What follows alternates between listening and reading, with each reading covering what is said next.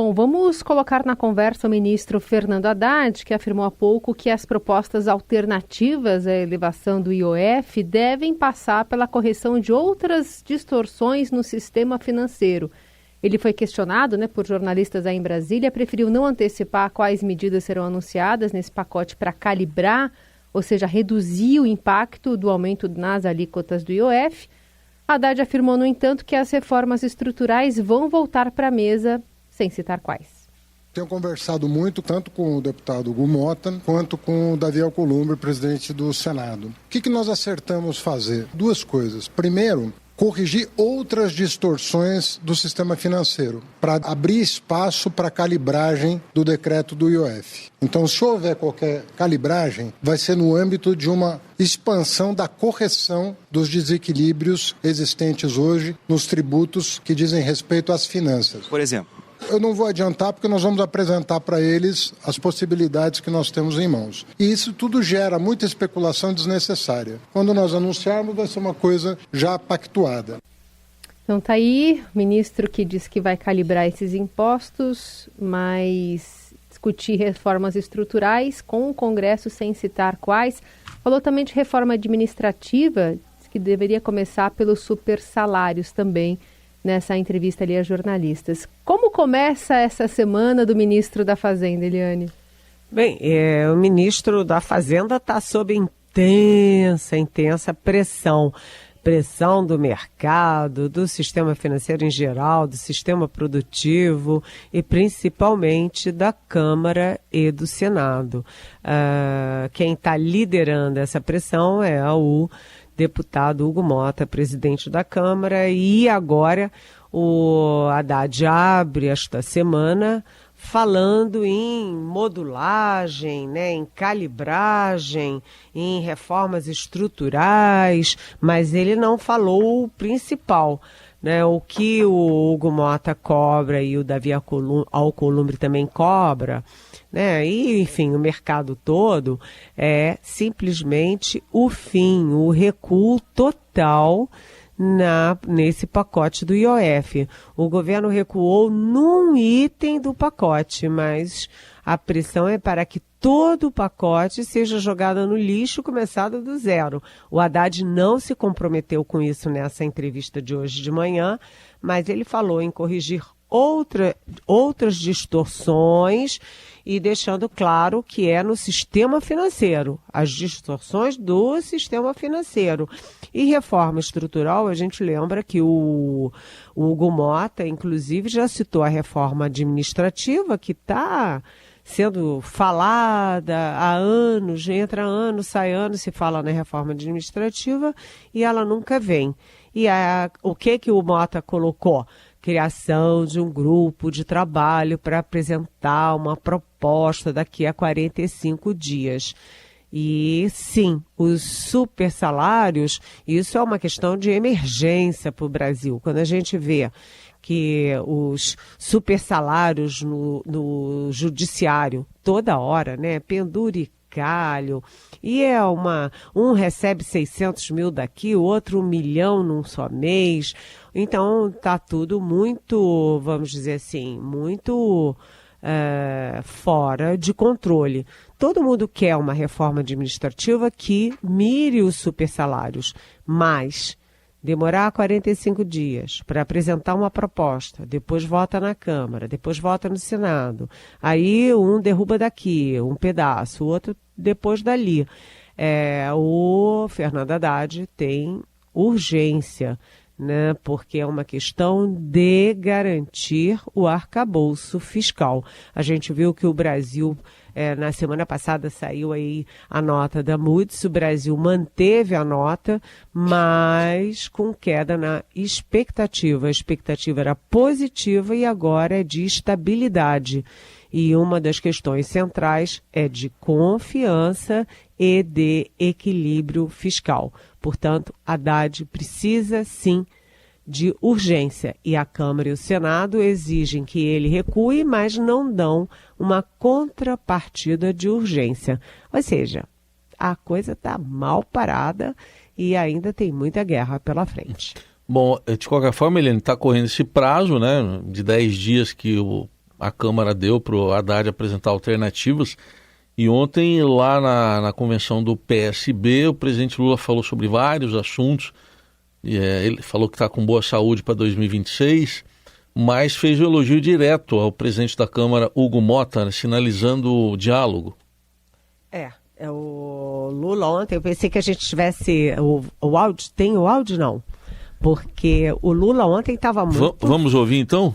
Opa, vamos lá, vamos ouvir ele falando de Hugo Motta. Oba. Eu considero você uma novidade na política brasileira. Independente do partido que você pertence, o teu comportamento e a tua eleição como presidente da Câmara é a demonstração de que, dentre tantas coisas ruins que nós vivemos, começa a acontecer coisas boas. E isso é extremamente importante. E eu quero que você saiba que os partidos de esquerda nesse país vão lhe tratar como jamais alguém imaginou que pudessem tratar o presidente da Câmara que pertence a um outro partido político. Então tá aí o afago. Nossa, é super afago, né? Uma grande novidade, ele vai ser tratado como nunca, o Hugo Motta, né? Nunca se imaginou neste país que um governo trataria um presidente de outro partido, ou seja, o Hugo Motta, aos 35 anos, está crescendo, porque presidente da Câmara tem o poder, por exemplo, do impeachment, de abrir ou não o processo de impeachment contra presidentes, tem o poder também de ter a pauta na mão. Tudo acontece na Câmara dependendo do presidente da Câmara. E quando o Lula fala de novidade, é poderoso. Agora, gente, fica para nós, né?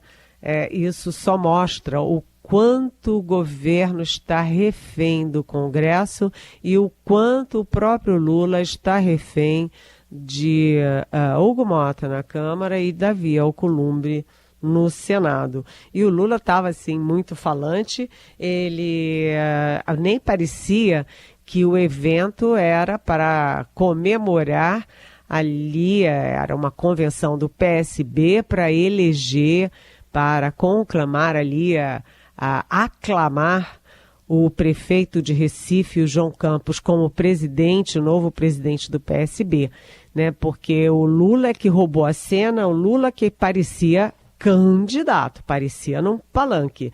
E o Lula também falou, defendeu o Alexandre de Moraes, disse que os Estados Unidos fazem barbaridades e ele não fala nada, e que os Estados Unidos ficam pressionando o Alexandre de Moraes. Falou também do Senado, porque o ex-presidente Jair Bolsonaro joga todas as suas fichas para fazer uma maioria grande, expressiva no Senado, e aí o Lula disse, olha, precisamos cuidar do Senado, porque senão eles vão avacalhar o Supremo Tribunal Federal, o STF. Mas o mais interessante de toda a fala do Lula, né, a mais política foi a do Hugo Motta, mas a mais interessante foi o Lula dizendo, se eu continuar bonitão como eu estou, a direita não volta ao poder. Ou seja, Lula está com o ego bastante inflado, aliás, sempre teve, né? Você ia comentar, ele sempre teve o ego lá em cima, e apesar dessa preocupação, né, porque ele vai terminar o mandato, e a saúde dele já teve algum tipo de intercorrência, né, ao longo desses últimos anos, e aí termina o mandato. Essa semana também tem a pesquisa de popularidade da Quest, né, que deve dar uma preocupação também no governo, então manter ali o ânimo lá em cima acho que ajuda a enfrentar essas intempéries, né, Eliane? Exatamente, né? Ele é que bate no peito, diz que tá bonitão, diz que Deus não botou água no semiárido nordestino porque sabia que ele ia ser presidente e ia botar água. Lula tá se achando. Eu acho que é para manter a confiança e manter a tropa unida. A Eliane Cantanhede vai seguir conosco de Brasília para falar sobre o Supremo Tribunal Federal, que toma o depoimento da última testemunha do núcleo crucial do golpe. O Exército tem alguma esperança em absolvição, Eliane? Sim, hoje tem a última testemunha de defesa do ex-presidente Jair Bolsonaro e do ex-candidato a vice-presidente na chapa dele, o general Walter Braga Neto, e essa testemunha é o Rogério Marinho, que foi ministro, que é muito ligado ao Bolsonaro, que é conservador, que é de direita, mas que provavelmente vai dizer que não sabia nada do golpe, porque o golpe não era um golpe de civis, era um golpe de militares. E aí você me pergunta, Carolina, sobre a esperança do Exército? Sim. Depois que a primeira turma do Supremo liberou, absolveu previamente, não tornou réus um general e um coronel, um tenente-coronel, na última sessão de julgamento aí para transformar os indiciados em réus, isso acendeu uma esperança no Exército de que 2 generais possam ser absolvidos ao longo do julgamento. Um deles é o general Teófilo Gaspar, que era o comandante do COTER, o Comando de Operações Terrestres, né? E o outro é o general Augusto Heleno, que foi chefe do GSI, Gabinete de Segurança Institucional, da presidência no governo Bolsonaro. Eu confirmei com mais de uma fonte no Exército essa expectativa, mas não dá para eles ficarem muito animados, não. Eles sabem, né, no Exército, no comando, na tropa, todo mundo sabe que as condenações serão em massa, né? Você tem aí 31, me parece, réus, e desses 21 são militares. E as condenações vão ser em massa. Mas eles acham que dá para salvar ali o general Teófilo, o general Augusto Heleno, mas não é tão simples. No caso do general Heleno, por exemplo, o Heleno foi o primeiro general de 4 estrelas a apoiar a candidatura do Bolsonaro em 2018. Como chefe do GSI, ele tinha gabinete dentro do Palácio do Planalto. Tem uma prova muito concreta contra ele, que é um vídeo de uma reunião ministerial no dia 6 de junho de 2022, no ano da eleição, em que ele fala em virar a mesa. Olha, se vamos virar a mesa, tem que ser antes das eleições. E aí ele diz também que ele sabe que tem que intervir, ele acha muito claro que tem que intervir em determinadas instituições e em determinadas pessoas. Ele estava se referindo, obviamente, ao Supremo e ao ministro Alexandre de Moraes. E para piorar, né, o Augusto Heleno, quando teve a operação que foi na casa dele, a Polícia Federal encontrou uma caderneta manuscrita com a letra dele, com todo o organograma e o cronograma do golpe de Estado. Aliás, se o golpe tivesse dado certo, ele seria o interventor militar do golpe. Então, o Exército tem essa esperança porque o Heleno vai fazer 78 anos, ou 77, acho que é 77 anos esse ano. Ele já não está com uma saúde muito boa. E o Exército diz que o Bolsonaro não dava a menor bola para ele. Ele há muito tempo nem participava das reuniões, nem tinha influência nenhuma sobre o Bolsonaro. Mas eu acho que isso é mais uma questão de coleguismo, né? Companheirismo ou corporativismo dentro do Exército. Acho difícil o Augusto Heleno ser absolvido. Ele tem 77, faz 78 em outubro aqui. Isso, exatamente. Bom, Eliane, falando em golpe, foi aprovado um requerimento, vai uma comissão de senadores para os Estados Unidos. O requerimento fala em visitar 4 mulheres ali condenadas, 3 condenadas e uma que é ré, lá pelos ataques de 8 de janeiro, mas uma já foi deportada, então tem 3 para eles visitarem lá. E aí, essa visita? Olha, essa ideia foi do senador Eduardo Girão, que é uma figura bastante polêmica no Senado, no Congresso todo. E aí, não entendi essa. Tanto preso aqui no Brasil, mais pertinho, lá vão eles para o Texas para visitar essas 3 mulheres que fugiram do 8 de janeiro, que participaram ativamente do 8 de janeiro e, com medo do julgamento e da prisão, fugiram para os Estados Unidos. Mas chegando lá foram presas por imigração ilegal e estão presas há bastante tempo lá no Texas.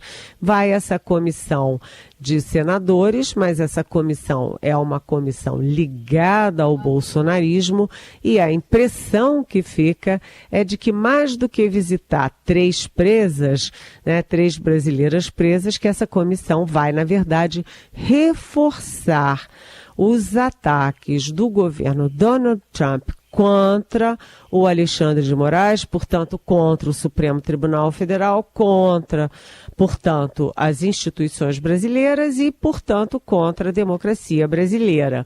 É muito provável que eles fiquem ali rapidinho, uns segundinhos no Texas e corram para Washington para reforçar a campanha do deputado licenciado Eduardo Bolsonaro contra o Brasil. Então vamos se encontrar. Vamos falar Vamos falar também, Eliane, sobre a repercussão ainda, da semana passada. Teve a presença da ministra do Meio Ambiente, Marina Silva, lá no Senado, e todo aquele ataque que ela sofreu da oposição, até de pessoas aliadas ao governo, como a do senador Omar Aziz.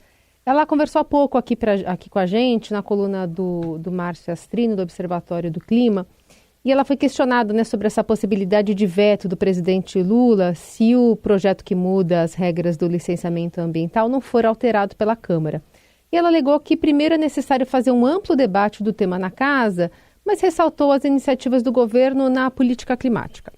A gente tem que respeitar a dinâmica da casa. Imagine o que é ir para o debate com os parlamentares na busca do convencimento, falando de veto. Não, nós queremos falar de como a gente vai ganhar tempo, fazer audiências públicas, buscar alternativas e que a própria casa, que representa a sociedade brasileira, vendo tudo o que está acontecendo e os prejuízos que virão para o Brasil em várias agendas, possa fazer esse reposicionamento. A ministra Marina Silva, ela é um ícone internacional nessa área de sustentabilidade, de proteção, de defesa do meio ambiente. Eu já contei isso aqui na Rádio Eldorado. Eu estava mediando um debate entre ex-presidentes do Brasil e de Portugal, lá em Lisboa, um evento grande, e a figura mais aplaudida em 3 dias de debates foi a Marina Silva. Aliás, a única personalidade citada pelo presidente de Portugal.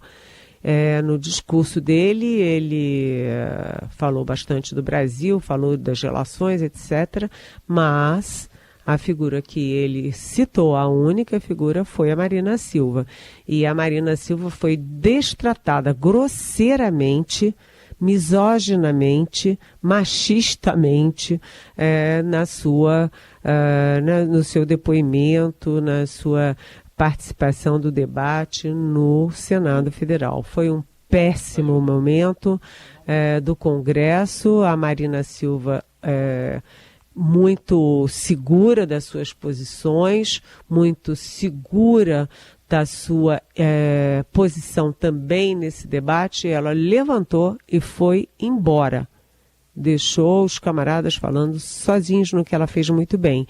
E agora ela tem essa guerra que não é pessoal dela, é uma guerra de todo o setor de ambiente no país, todas as entidades contra esse projeto que foi aprovado no Senado, que agora está na Câmara, flexibilizando as autorizações ambientais para projetos, por exemplo, de hidrelétricas, projetos de exploração da terra, etc.